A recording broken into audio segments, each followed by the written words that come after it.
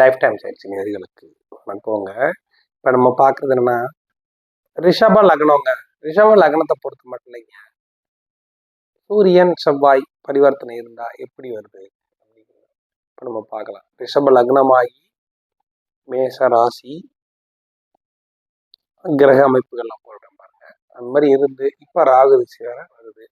இப்போ உங்களுக்கு கவர்மெண்ட் சம்மந்தப்பட்ட வேலைகள் அமையுமா, இப்போ எப்படி இருக்கு அப்படிங்கிறத கேட்குறாரு. இப்போ கிரக அமைப்புகள்ல 2 பரிவர்த்தனை இருக்கு ஜாதகத்துல. அப்படிங்கிறப்ப இது எந்த மாதிரி இருக்கு அப்படிங்கிறதையும், இந்த லக்னத்திற்கு நான் அடிக்கடி சொல்ல பார்த்தீங்களா, அந்த லக்னத்திற்கு யோகர்கள் பரிவர்த்தனை அடைவது நல்ல அமைப்பு. பாவ கிரகங்களாக இருந்து அவர்கள் லக்னத்திற்கு நல்லவர்களாக இருந்தால் பரவாயில்லை. அந்த லக்னத்திற்கு எதிரணியாக இருந்து அவங்க பரிவர்த்தனை அடைஞ்சா எப்படி வரும்? இப்போ ரிஷப லக்னத்தை நீங்க எடுத்துக்கிட்டீங்க அப்படின்னா, ரிஷப லக்னத்துக்கு சுக்கிரன் புதன் சனி தானுங்க நட்பு கிரகங்கள். அப்படி இருக்க சூரியன் செவ்வாய் வந்து குருவோட அணியாக வந்துருவாங்க. அப்படி இருக்கும்போது அவங்க பரிவர்த்தனை அடைஞ்சா எந்த மாதிரி பரிவர்த்தனை அடைஞ்சு நன்மையில செய்யுது அப்படிங்கிறதையும் இப்ப நம்ம பார்க்கலாம். இப்ப பார்த்துக்கோங்க, இவங்க வந்து பிறந்தது வந்து 7/5/1997. 97ல கிரக அமைப்பு, 1997ல இந்த கிரக அமைப்பு.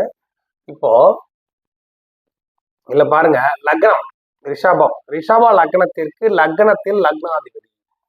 இது ஒரு நல்ல அமைப்புங்க. முதல்ல இதை புரிஞ்சுக்கணும். ஒவ்வொன்றா நம்ம ஸ்டெப் பை ஸ்டெப்பா பார்த்தா தான் புரியும். லக்னத்துல லக்னாதிபதி இருப்பது, சுக்கிரன் இருப்பது மிக சிறப்பு. ஏன் அப்படின்னு கேட்டீங்கன்னா, 1 2 3 4 5 6 குடையவர் ஆகும். 1 6 குடையவர் ஆகி 6க்கு 8ல் மறைகிறார். அதே சமயம் லக்னத்திற்கு ஸ்ட்ராங்கா அங்கே இருக்கிறார். முதல்ல லக்னாதிபதி நல்லா இருக்கணும். முதல்ல நம்ம அதை பார்க்கணும். அதுக்கப்புறம் தான் எதுவா இருந்தாலும். அடுத்தபடியா லக்னாதிபதி நல்லா இருக்காரு. 2 3 4ஆம் இடத்துல செவ்வாய், 5ல ராகு, 6 7 8ல யாருன்னா 9ல குரு நீசம், 10ல யாரும்ல 11ல சனி, 12ல் சூரியன் சந்திரன் புதன். சித்திரை மாதம் அமாவாசையை ஒட்டியது. கரெக்டுங்களா?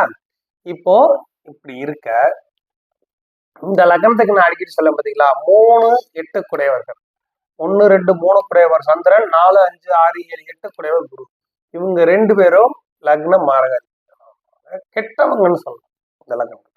அப்படி இருக்க இந்த 2 கெட்டவங்க என்ன இருக்காங்க பாருங்க. 3 கூடிய சந்திரன் அமாவாசைல அஸ்தங்கம் அடைஞ்சிருக்காரு. அதுக்கு அடுத்தபடியா இருந்தாலும் அவர் சூரியன் உச்சத்துல இருக்கிறாரு. அதுக்கு அடுத்தபடியா இந்த 8 11 கூடிய குரு இங்க நீசம் அடைந்து இருக்கிறது நல்லதாங்க. நீசம் அடைஞ்சு அவர் பவரை இழந்தாலும் லக்னத்தை பார்க்கிறார்.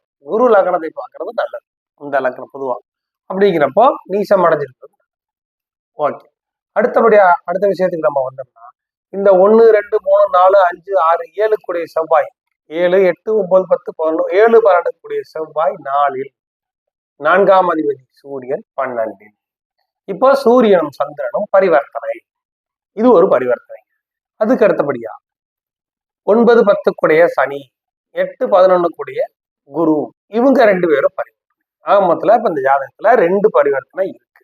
இவர் பிறந்தது 1.5 வருஷம் சுக்கர திசை, பரணி நட்சத்திரம் 4ஆம் பாதம், 7/5/1997 இருந்து 1.5 வருஷம் சுக்கர திசை முடிஞ்சு சூரிய திசை 6 வருஷம், அதுக்கடுத்தது சந்திர திசை முடிஞ்சு செவ்வாய் திசை 4ஆம் இடத்துல கூடிய செவ்வாய் திசை, இப்ப ராகு திசையில குரு புத்தி இப்ப அவருக்கு போயிட்டு இருக்கு. 2027 ஜனவரி வரைக்கும் ராகு திசையில குரு புத்தி போயிட்டு இருக்கு. இப்போ இவர் பொறுத்த மட்டும் அந்த 2 பரிவர்த்தனையில எது நல்ல அமைப்பு அப்படிங்கிறது அவரும் கேட்கிறார். அப்படி பார்க்கும்போது இந்த லக்னத்திற்கு 1 2 3 4 குடையவர் சூரியன், 7 குடையவர் செவ்வாய். இப்படிதாங்க எடுக்கணும். இந்த 7 குடைய செவ்வாயும் 4 குடைய சூரியனும் பரிவர்த்தனை இருக்காங்க. அப்ப இது எந்த வகையில வரும் அப்படின்னு பாத்தீங்கன்னா, ஃபர்ஸ்ட் ஒரு விஷயம் எடுத்தீங்கன்னா, இவருக்கு அரசு சம்பந்தப்பட்ட வேலைகளுக்கு போகலாமா அப்படின்னு கேட்டிருக்காரு. அது என்னங்கிறது நான் சொல்றேன். அதுக்கு அடுத்தபடியா இந்த 4 இப்படி பார்த்தாலே உங்களுக்கு ஈஸியா புரிஞ்சிடும். 1 2 3 4 குடையவர்.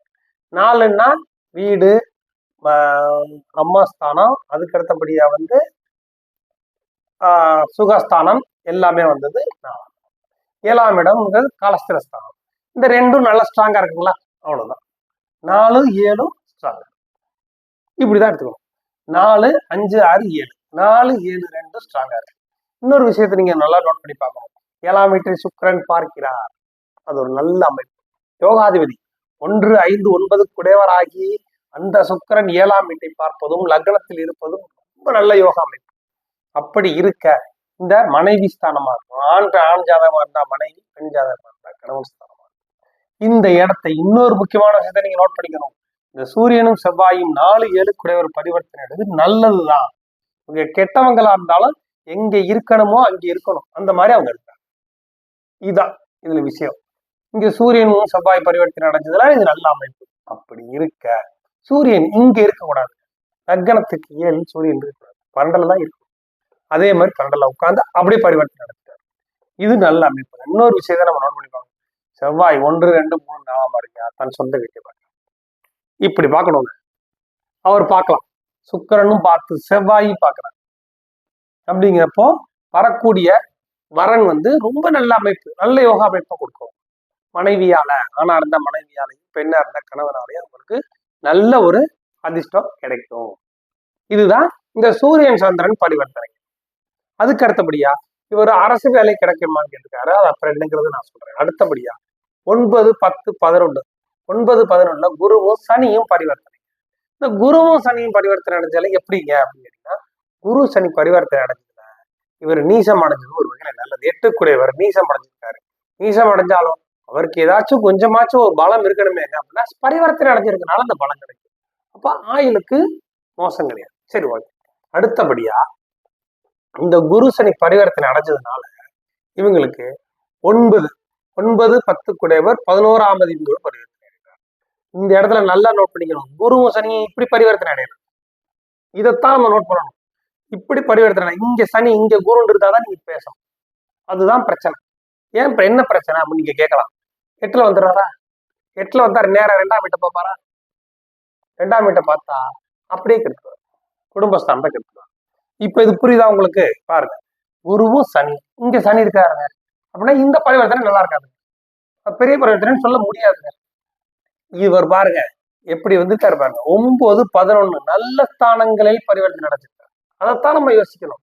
அப்படி பார்க்கும்போது இந்த 2 இடமும் நல்ல அமைப்பான இடம். அப்படி இருக்க இந்த குரு ராகு திசையில குரு புத்தி நடந்து, இந்த குரு புத்தியும் இவருக்கு நல்லாதான் இருக்கும். மேச ராசி ஜென்ம சனி 7.5 சனி நடந்தாலும் இவருக்கு கொஞ்சம் அலைச்சல் இதெல்லாம் இருக்குமே ஒழிய அவருக்கு வர வேண்டியதெல்லாம் ஓரளவுக்கு வந்துட்டு தான் இருக்கும். இப்ப ராகு திசையில குரு புத்தி முடிஞ்சு ராகு திசையில சனி புத்தி 2027க்கு அப்புறம் தான் இவருக்கு அரசு சம்பந்தப்பட்ட வகையில அவர் வேலை தேர்ந்து அமைகிறதுக்கு வாய்ப்புகள் அதிகம். எப்படி அப்படின்னு கேட்டீங்கன்னா, நான் ஏற்கனவே சொல்லியிருக்கேன், நீங்க மைனூட்டா பாருங்க. ராகு இருக்கிறது புதனோட வீட்டுலங்க. அதாவது இப்படி வருவோம், லக்னத்துக்கு 5ஆம் வீட்டுல இருக்கிறார். அந்த வீட்டை யாருங்க பாக்குறா? யாரும் பார்க்கல. செவ்வாயெல்லாம் பார்க்க முடியாது, சந்திரன் புதன் பார்க்கல, சுக்கிரன் பார்க்கல, குரு பார்க்கிறார். 8ஆம் அதிபதி பார்க்கிறார். 8ஆம் அதிபதி ராகுவோ பார்க்கிறார். அதே சமயம் யோகாதிபதி பார்க்கிறார் பாருங்க. 9, 10 கூடைய சனி பார்க்கிறார். இவர் நீசம் மட்டும்தான் பார்க்கிறாரு, ஆனா அவர் கேதுவோட சேர்ந்து இருந்து பார்க்கிறார். அப்படிங்கிறப்போ இந்த ராகு திசையில சனி புத்தி நல்லா இருக்குங்க. ராகு திசை சனி புத்தி ரொம்ப ரிஸ்க்குன்னு சொன்னீங்களேங்க, இருக்கும் இடத்தை பொறுத்து நம்ம புரிஞ்சுக்கணும். இப்போ இந்த லக்னத்துக்கு யோகாதிபதி அப்படிங்கிறப்ப இவர் பார்க்கறது நல்லது. அப்போ இந்த ராகு திசை சனி புத்தியில இவருக்கு வேலை, அரசு வேலை சம்பந்தப்பட்டதுக்கு வாய்ப்புகள் 2027 ஜனவரிக்கு மேல, ஏன்னா 2029 அமையிருக்கு. எப்படி அப்படின்னு கேட்டீங்கன்னா, இந்த 10ஆம் இடமான தொழில் ஸ்தானத்துக்கு அவர் பரிவர்த்தனை நடத்திருக்காருங்களா, அப்படிங்கிறப்ப இவர் தானே பண்ணி ஆகணும். அப்ப இது பண்ணி கொடுக்கும். அப்போ இவருடைய திசைகள்லாம் எடுத்து பார்த்தீங்கன்னா, ராகு திசையில சனி புத்தி, புதன் புத்தி, கேது புத்தி, சுக்கிர புத்தியில இருந்து இவர் ஸ்டாண்டர்ட் ஆயிடும். அப்போ 2030 வரும்போது நல்ல அமைப்புகளை அது உருவாகும். இப்படிதான் நம்ம பார்க்கணும். அதுக்கப்புறம் ராகு திசை முடிஞ்சாலும் குரு திசை நல்லா தாங்க இருக்கு, கெடுக்காதுங்க. 9ல இருக்கிறது நல்லது தாங்க, கெடுக்காது. அதனால குரு திசை இவருக்கு நல்லதான் போகும். அதுக்கடுத்து சனி திசை வரும், அது ரொம்ப சூப்பரா இருக்கும். அதுக்கடுத்து வர்றது புதன் திசை. புதன் 12ல இருந்தாலும் இவர் வக்ரம் அடைஞ்சு இருந்தாலும் ஒரு பிளஸ் பாயிண்ட், இவர் வக்ரம் அடையாம இருந்தா தான் கெடுது, வக்ரம் அடைஞ்சது. இதுதான் இதுல வித்தியாசம். சரிங்க, இந்த 2 5 குடையவராச்சேங்க, அவர் போய் 12ல மறைஞ்சு போய் வக்ரம் ஆயிட்டு. ஆனா இங்க பரிவர்த்தனை வீட்டுல தானங்க இருக்காரு. அப்ப அவர் யோகத்தை கொடுத்தாரு. இப்படிதான் நம்ம பார்க்கணும். இதுதாங்க வித்தியாசம். அதே சமயம் 3 குடைய சந்திரன் இங்க அஸ்தங்கம் அடைகிறது நல்லது, பெரிய கெடுபலன்கள் இந்த ஜாதகருக்கு இருக்கு. அப்படிதான் நம்ம எடுக்கணும், அப்படிதான் நம்ம எடுத்து பார்க்கணும். 4ஆம் இடம் கெடலை, 7ஆம் இடம் கெடலை, 9 10 இடங்கள்ல 11 நல்லா இருக்கு, 8ல வந்து யாரும் பார்க்கல பரவாயில்ல. அதே சமயம் கலசரஸ்தானத்துல எந்த கெடலை இப்படிதான் இருக்கும். அப்படி பார்க்கும்போது அவர் கேட்டிருக்கிறது சூரியன் செவ்வாய் பரிவர்த்தனை, குரு சேனிபதி ரெண்டுமே நல்ல யோகமான அமைப்பு, இருக்கும் இடங்கள் நன்மையாக இருக்குது. நான் ஏற்கனவே சொன்னேன் பார்த்தீங்களா, செவ்வாயும் சூரியனும் இப்படி பரிவர்த்தனை, இப்படி பரிவர்த்தனை, குருவும் சனியும் இப்படி பரிவர்த்தனோட இப்படி பரிவர்த்தனை. ஆனா இது 2 நல்ல யோக அமைப்புகளை கொடுக்கும். இவருக்கு 2027 மேல பாத்தீங்கன்னா இவர் நினைச்சபடி நடக்கிறதுக்கு வாய்ப்புகள் அதிகம். அதே சமயம் இந்த 5ல ராகு இருக்காருங்க, எப்படி இருக்கும் அப்படின்னா குழந்தை ஸ்தானம் கொஞ்சம் லேட்டா, அவ்வளவுதான். அதோட இதெல்லாம் வந்து யோசிக்கிறதுக்கு அதுல ஒண்ணும் கிடையாது. ராகு இருக்கும் வீட்டதிபதி புதன் வக்ரம் அடைஞ்சு சூரியன் உச்சம் பெற்ற வீட்டுல கூட இருக்கிறது அது நல்ல அமைப்பு தான், கெடுத்தல் கிடையாது. ஆனா நான் அடிக்கடி சொல்ல பார்த்தீங்களா, 6ஆம் அதிபதியான ராகு சுக்கிரன் தான் ராகுவை பார்க்கக்கூடாது, அதுதான் பிரச்சனை. 8ஆம் அதிபதி பார்த்தாலும் நீசம் பெற்று தான் பாக்குறாரு, பெரிய பிரச்சனை கிடையாது. 9 கூட 9 10 கூட சனி பார்க்கறது நல்ல அமைப்பு, இப்படிதான் நம்ம எடுத்துப்பாங்க. அதே சமயம் இப்ப ராகு சில குரு புத்தி நடக்குது பார்த்தீங்களா, இப்பதான் அவருக்கு கொஞ்சம் ட்ரபிள் இருக்கும் 2026 முடிகிற வரைக்கும். ஏன்னா 8ஆம் அதிபதி பார்வையில் இருக்கிறாருல, அதனால கொஞ்சம் ட்ரபிள் இருக்கும், நடக்கிறது கொஞ்சம் டிலே ஆகி நடக்கும். 2027 ஜனவரிக்கு மேல ராகு சனி புத்தில இருந்து அப்படி எல்லாமே இதுதாங்க. தேங்க்ஸ்.